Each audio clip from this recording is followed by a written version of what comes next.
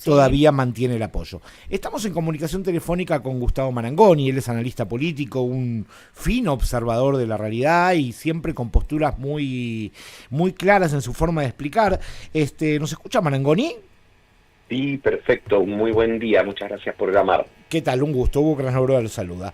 Lo Hola, primero Hugo. que quiero preguntarle es, ¿hasta qué punto cree que puede escalar el conflicto del CryptoGate, digamos, en la imagen de Milei? Eso es difícil saberlo porque depende, como bien decías vos en tu introducción, de las derivas que tenga en el plano judicial, y ahí a la vez se abren dos caminos, el interno y el internacional, o el de Estados Unidos. Habrá que ver si en esas actuaciones van surgiendo nuevas pruebas que comprometan al presidente o a su entorno. Entonces, lo que sí podemos decir que en estos primeros 10 días, desde que estalló el CryptoGate, hubo un pico de la crisis, el primer fin de semana, hasta, digamos, la entrevista incluida que dio el presidente para aclarar, donde quedaron muchos puntos oscuros o contradictorios, y luego a partir del martes siguiente, una suerte de reacción política del gobierno que empezó a generar hechos y a apoyarse en otras circunstancias como para bajarle la espuma. Uno podría decir que la reacción de los mercados, de las encuestas y del Congreso contribuyeron por el momento, subrayo, por el momento, a bajar los decibeles de este conflicto y poder afirmar que rasparon al presidente y a su gobierno, no salieron indemnes, pero los costos que parecían inicialmente mucho más graves, hasta aquí están encapsulados.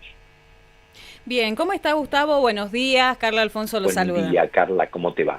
Pero muy bien, nosotros vimos el fin de semana bastante movimiento, se escucharon quejas en distintos lados. Villa Urquiza fue uno de los puntos centrales para los medios nacionales, donde los vecinos se congregaron con cacerolas, ¿no? A levantar la voz, siendo Villa Urquiza uno de los puntos que sacó un porcentaje bastante elevado cuando hablábamos de elecciones con para presidente, ¿no? Teniendo en cuenta esto, preguntarle, y bien lo traía a colación ahí Hugo, el tema de la imagen positiva que lamentablemente se ve deteriorada. Sí, a ver, es obvio que hay un impacto reputacional, sobre todo en un presidente y en un gobierno que llegaron a la gestión y desde que administran el poder, están hablando de desarmar los curros, de estar en contra de todas las prácticas propias de lo que ellos denominan la casta, etcétera. Bueno, aquí se encontraron con algo que cuesta por el momento explicar, porque más allá de la discusión de si hay una difusión, una promoción, una publicidad, creo que hay otros elementos más complejos en la cuestión, que es el hecho de prácticamente la concurrencia del tweet y del lanzamiento de la cripto, pero bueno, eso es algo que establecerá la justicia. Lo cierto es que quizás en términos de opinión pública, el porcentaje que apoya al presidente está dispuesto a de alguna manera asimilar este golpe, a mirar para otro lado, teniendo en cuenta además que es un año electoral, que es un año de competencia con los principales rivales, así que habrá que dejar que el tema ruede un poco más. Nosotros estamos hablando hoy de la fotografía a 10 días, ¿no? Y esto promete ser una miniserie que va a dar muchos capítulos, pero yo me atrevería a decir que si el presidente se mantiene por arriba de los 40 o alrededor de los 50 puntos de imagen positiva, siempre va a ser, coloquialmente hablando, más difícil entrarle, como pretenden, por ejemplo, algunos con el juicio político, o como se intentó con la comisión investigadora en el Senado, ¿no? Esta segunda alternativa, como ya sabemos, no prosperó. Ahora hay que ver lo que está evaluando la Cámara de Diputados, donde pareciera que el consenso va más por el lado de la interpelación a determinados funcionarios. Insisto, va a haber muchos capítulos y seguro irán en paralelo con lo que vaya sucediendo en materia económica, con lo que vaya sucediendo en materia electoral, en un calendario que ya en pocas semanas comienza, primero en Santa Fe, después se extenderá por hasta aquí 6 provincias hasta llegar a octubre con las elecciones nacionales. Usted recién, Marangoni, decía, bueno, que de alguna manera que el impacto político por ahora es relativo de esto en la opinión pública. Y le hago una pregunta, ¿cree que esto va a seguir así, que Milei va a seguir blindado mientras la inflación continúa a la baja y el dólar siga planchado? Mientras esos dos factores estén controlados, entre comillas, como están ahora, parecería que pase lo que pase, no afectaría a Milei. ¿La afectación a Milei pasaría cuando se descontrolen estas variables? Son dos elementos importantes, ¿no? El tema de la inflación y el tema del dólar. Creo que en alguna otra conversación que hemos mantenido nosotros lo hemos dicho, sí, ¿no? Sí, gobernar sí. la Argentina es gobernar el dólar, es gobernar la relación peso-dólar. Eso hasta aquí viene funcionando. Después, obviamente, la profesión económica tiene un montón de observaciones respecto a la estrategia del gobierno para que esto funcione de esta manera, pero hasta acá viene funcionando y la inflación está en el orden del 2% mensual, décimas más, décimas menos, que, bueno, es sustancialmente inferior. Ahora, por supuesto que también depende de otras cosas y depende de los resultados electorales. Decíamos que bueno, este 2025 tiene una peculiaridad respecto al 2023. En el 2023 Milei se preocupó solo por su candidatura.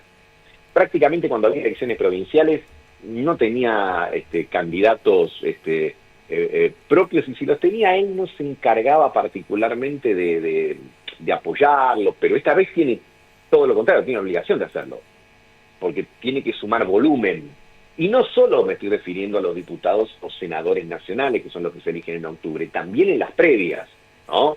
No va a ser indiferente lo que suceda en Santa Fe, lo que suceda en la ciudad de Buenos Aires, lo que suceda en Chaco, lo que vaya acaeciendo en cada una de las provincias que adelantan sus elecciones. En ese momento parecía no importar tanto y el propio entonces candidato presidencial decía, miren mi candidatura, lo que pasa en las provincias no es un tema de mi preocupación, pero ahora sí lo es, porque de alguna manera todos vamos a estar mirando el termómetro de los apoyos del gobierno. Una cosa es lo que dicen las encuestas, por supuesto, que siempre son una referencia, pero una elección no es una encuesta. Una elección en cualquier provincia de la República Argentina tiene todo el peso de la manifestación de la sociedad, todo el peso político e institucional que obviamente pondera y cotiza mucho más alto que el de cualquier encuesta, por más seriamente realizada que esté. Gustavo, yo lo corro unos minutitos de lo que es la CryptoGate, pero también llevarlo por los anuncios de la última semana. Usted fue presidente del Banco de la Provincia de Buenos Aires y preguntarle cuál es su reflexión después del anuncio que el Banco Nación, siendo una de las entidades más importantes financieras del país, se abre en esta posibilidad de la privatización. En mi caso, y obviamente es mi opinión subjetiva, yo no comparto ni la forma ni el fondo. La forma de un decreto, últimas horas de la noche, habilitando una sociedad anónima que obviamente con la conceptualización del gobierno es como la del paso previo a la privatización parcial o total, ya veremos, lo cual yo creo que requiere una ley. Sería un instrumento mucho más eficaz, y de hecho cuando se habló de la ley base, se habló del Banco Nación y se sacó explícitamente al Banco Nación. Esto es en lo que hace a la forma, que no lo planteo como una cuestión secundaria. Las formas son muy importantes en una república. Vamos al fondo de la cuestión. El sistema financiero argentino está muy diversificado y tiene un alto grado de competencia. La banca pública juega un papel muy importante, aproximadamente el 40% del sistema, pero el otro 60% están en manos privadas. A diferencia de otras actividades donde a lo mejor puede haber empresas públicas que son cuasi hegemónicas o tienen el 90 o el 100% del mercado, no es así. No es así en el caso del Banco Nación, que tiene aproximadamente el 20%. Además, de acuerdo a los balances, el propio Banco Nación ha dado, antes del decreto y el gobierno se ha hecho eco, tiene utilidades. Es decir, que no requiere financiamiento del Tesoro para funcionar. Y hay una medida conexa que se ha tomado, que también me parece que es susceptible de ser analizada. Los depósitos judiciales tenían por obligación que ser depositados en el Banco Nación. Ahora esa obligación se quita. Y eso es un elemento importante porque le garantiza al Banco Nación un fondeo que después se traduce en préstamos a las empresas, básicamente, y sobre todo al sector agropecuario, con mejores tasas de interés. La banca pública en la Argentina cumple un rol de banca testigo, de banca estímulo, de banca de desarrollo. Cuando uno mira, y esto lo invito a cualquiera que esté escuchando el programa, su programa, a que tome los precios del mantenimiento de una caja de ahorro, de una tarjeta de crédito, sí, son de una carísimos, caja de seguridad. son carísimos. Pero en la banca pública siempre son más económicos. Claro, sí, Pero en la banca pública siempre son más económicos. Lo mismo podemos ver con las tasas de interés, sobre todo para los sectores productivos. Entonces, yo creo que estas cuestiones, bueno, por supuesto, ¿no? Si uno parte del principio, como parten algunos actores del gobierno, que todo tiene que ser privado, y eso es una cuestión de principio, bueno, es muy difícil discutir por principios. Ahora, si uno analiza los bancos públicos, y sobre todo después del 2001, porque después del 2001, y esto hay que destacar, los sucesivos gobiernos tuvieron políticas de regulación desde el Banco Central muy severas con los bancos en general y con los bancos públicos en particular. Ya no pueden hacer cualquier cosa como pasaba antes. Y si me permiten ustedes, hay otro elemento que se ha conocido estos días, en los que yo creo que hay que poner por lo menos un semáforo amarillo, que es la flexibilidad que se le da ahora a los bancos para que presten dólares a personas que no tienen necesariamente ingresos en dólares. Lo que se llama en términos de escalce. Es decir, el hecho de flexibilizar las condiciones de préstamo en dólares, que los bancos le presten dólares a, por ejemplo, los exportadores, tiene sentido, porque el exportador cobra en dólares, claro, y por lo tanto se puede dar vuelta y devolver dólares. Pero recordemos que implosionó la convertibilidad de nuestro país porque vos le podías prestar dólares a alguien que ganaba en pesos, y ante la alternativa de una devaluación, cosa que nunca uno puede descartar definitivamente en la Argentina, eso pondría en una situación de estrés. Algunos dicen, bueno, pero ahora los bancos tienen muchos dólares porque el blanqueo y todo eso, pero eso no quita el nivel de riesgo. Entonces yo creo que hay cosas que se anuncian inclusive en este contexto que estamos hablando del criptogate o de media discusiones, a las que habría que prestarle más atención porque podrían ser fuente de futuros dolores de cabeza. Y volviendo al tema del Banco Nación, bueno, como cualquier otro banco será susceptible, y de hecho el gobierno es el responsable de administrarlo, de mejorar sus servicios, su eficiencia, la incorporación de tecnología, pero de allí a plantear que se establece como sociedad anónima y eventualmente se incorporaría capital privado, insisto, en un sector que está por demás diversificado. Es decir, en la Argentina hay más o menos 77 entidades bancarias. La mayoría son del sector privado. Es decir, que hay competencia. Le hago, Gustavo, la última pregunta, por lo menos por mi parte. ¿Qué cree que va a pasar finalmente con el PRO, digamos? Porque en Santa Fe ya va separado del Libertad Avanza, en la ciudad de Buenos Aires parecería que también, pero las encuestas marcan que si va separado del Libertad Avanza estaría en el 7-8%. ¿Va camino a la desintegración el PRO? Bueno, ya está transitando ese camino. Pensemos que desde el año pasado sus dos precandidatos presidenciales, y después su candidata presidencial, Patricia Bullrich, pero también me refiero a Horacio Rodríguez Larreta, están fuera de la estructura del PRO. Es verdad. Los dos.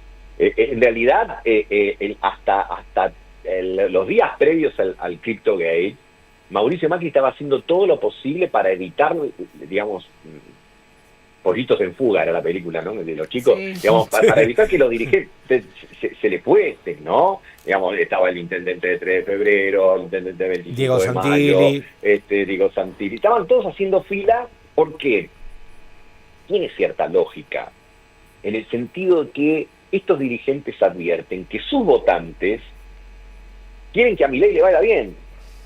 Entonces, lo que está procurando, me parece, Mauricio Macri, es tratar de negociar espacios. A ver, formalmente, el bloque del PRO a nivel nacional tiene 37 diputados, de los que renueva 22. Es muy difícil pensar que si van solos puedan renovar a nivel nacional 22. Ahora, también es difícil pensar que si hacen un acuerdo con la Libertad Avanza, le den 22 lugares. Totalmente. Pero totalmente. Entonces, es un dilema porque, pero ¿qué te conviene? ¿Estar en el colectivo ganador con menos diputados o estar en el colectivo vencedor con menos diputados? ¿Cabeza de ratón o cola de león? Ya, bueno, exactamente, lo simplificaste vos mucho mejor que yo. Ahora, lo que pasa que, si no somos ingenuos, no solo se discuten espacios en la Cámara de Diputados, también hay espacios de poder, también hay cuestiones que tienen público conocimiento, el tema de la hidrovía, ¿no? El expresidente Macri dijo que esta semana le iba a responder al asesor Caputo respecto de lo que viene acaeciendo en eso. Bueno, esa discusión no parece ser solamente conceptual, literaria, ideológica. Hay Bien. cuestiones de intereses muy importantes allí, ¿no? Gustavo, siguiendo la misma línea, usted ahí hacía un paso de algunas figuras que fueron quedando en el camino, otras que intentan mantenerse. Preguntarle como analista político cuáles son los nombres que resuenan como referente en los distintos sectores, teniendo en cuenta de que si bien en un momento hablábamos de la Unión Cívica Radical, el peronismo y la izquierda como los puntos fuertes, pero luego esto se fue mutando, se vieron los frentes, se vieron las alianzas, pero también se vio desfigurado lo que son los partidos grandes. En realidad, la Argentina viene en los últimos años con sus estructuras partidarias bastante rotas, ¿no? Políticamente y económicamente también la Argentina está rota. El tema es qué hacemos con los pedazos. Desde el punto de vista político, se supone que una elección es una oportunidad, no digo que es la garantía, pero es una oportunidad para ir reagrupando esos pedazos. Por el lado del gobierno ya lo hablamos, está tratando de reagruparlos bajo el mandato del presidente Milei, diciendo, bueno, vengan los del PRO, vengan los radicales que son afines, y vamos a constituir una fuerza, ya sea la Libertad Avanza o el nombre de fantasía que elijan, y nos vamos a congregar bajo esta nueva expresión política que deja atrás a lo que fue Juntos por el Cambio, Cambiemos en otra época, etcétera. Bueno, el peronismo está en una discusión bastante compleja, probablemente más compleja porque no tiene un liderazgo equivalente al de Javier Milei. Cristina Fernández se hizo cargo de la titularidad del PJ, inclusive hoy mismo tiene una reunión que se presume importante porque ahí está dirimiendo una suerte de discusión y de interna con Axel Kicillof, el gobernador de la provincia de Buenos Aires, de cara a la estrategia para el próximo octubre, y porque también hay distintos partidos justicialistas de provincia, los casos más paradigmáticos son el de Tucumán y el de Catamarca, que se manejan muy afines al oficialismo. Entonces, y Córdoba, que bueno, que siempre tiene una expresión muy autonómica y además muy alejada del kirchnerismo. Entonces ahí también tenés pedazos que hay que ver cómo se articulan. Hay una discusión por el liderazgo, me parece que eso es lo que están discutiendo Cristina Fernández y Axel Kicillof. Más allá de las estrategias, hay una discusión por el liderazgo y hay sectores que miran expectantes pero que todavía no toman una posición. Y después, que no son pocas, hay manifestaciones provinciales en la República Argentina. Recordemos que Misiones, Santiago del Estero, Río Negro, Neuquén, Salta, y seguramente se me está escapando alguna otra provincia, están gobernadas por fuerzas provinciales que obviamente privilegian lo local a lo nacional y de acuerdo a las circunstancias se acercan o se alejan del gobierno nacional buscando, con toda la lógica del mundo, más recursos y más beneficios para su provincia. Así que justamente cuando esta elección termine, este año termine, veremos qué pasa con esta fragmentación, en cuánto se unifica y en cuánto persevera en la situación que está. Gustavo, ahora lo llevo al plano social. Hoy arrancamos con las medidas de fuerza, un paro nacional docente que se va a ver reflejado en distintas provincias. Preguntarle cómo lo ve a usted al ánimo en las calles, teniendo en cuenta de que venimos de una semana en la cual fueron duramente golpeados los jubilados, que cada miércoles se ven postales, la verdad que lastimosa, pero también hay una realidad que este gobierno es mucho más cruel que los gobiernos anteriores cuando hablamos justamente de la mano dura en las calles, cuando las personas salen a visibilizar las distintas problemáticas. En un año electoral, ¿cómo cree que va a ser el ánimo para aquellos autoconvocados, no necesariamente con banderas de agrupaciones o de movimientos, sino los autoconvocados que salen a las calles? Mira, cuando arrancaba la administración de Javier Milei, la preocupación de buena parte de los analistas estaba precisamente en eso. ¿Qué va a pasar con las calles, con las movilizaciones, con las protestas, con los rechazos a lo que se presumía una política de ajuste? Bueno, la verdad pasó mucho menos de lo que se pensaba que iba a pasar. Tiene que ver en parte con los protocolos que lleva adelante la ministra de Seguridad. Yo diría que en parte, pero también tiene que ver con, digamos, cierta fatiga de parte de la opinión pública respecto a determinadas estrategias de corte, de movilizaciones, etcétera. Ahora, eso no quita que, y yendo al tema puntual de los salarios docentes, que sectores que han sido muy castigados en sus ingresos reales, entre ellos los docentes, y no estoy hablando solamente de los de la educación primaria y secundaria, ni hablar en el ámbito universitario, donde la caída de ingresos reales de los docentes es realmente muy importante, y en muchas universidades se ha visto una deserción significativa respecto a aquellos que han dejado sus responsabilidades porque ya obviamente no les resulta redituable. Entonces hay efectos de las políticas que se ven de manera inmediata y hay otros que tardan en manifestarse, pero cuando se manifiestan necesariamente, digamos, pueden llevar a conflictos. ¿Por qué?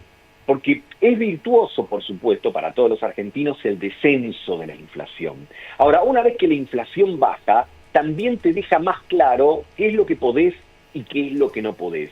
Y lo que se empieza a advertir, sobre todo en sectores que tienen salarios registrados, como antes se decía, en blanco, es que sí, sus salarios han acompañado a la inflación, pero cuando se ven los recursos que tienen, el ingreso disponible, es decir, los recursos que le quedan después de pagar aquello que no pueden dejar de pagar, bueno, esos recursos son menores y tienen que hacer frente a una serie de servicios que aumentan por arriba del promedio.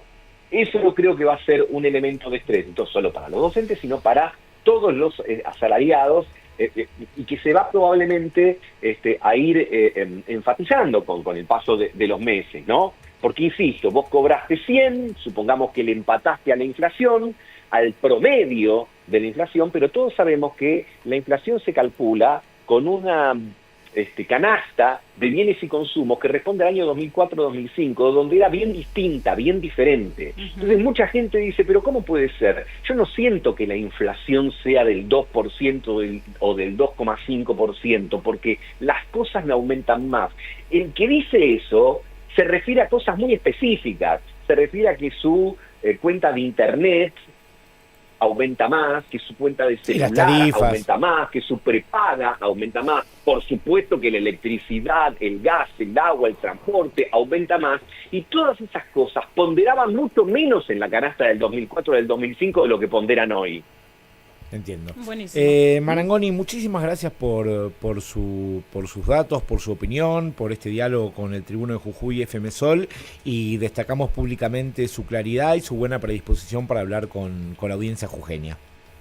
Siempre un gusto, que tengan una buena semana y a disposición. Abrazo enorme. Gustavo Marangoni, analista político, en mi opinión, uno de los observadores más finos y agudos de la realidad argentina. Un lujito con FM Sol. Exactamente. Bueno, pasaba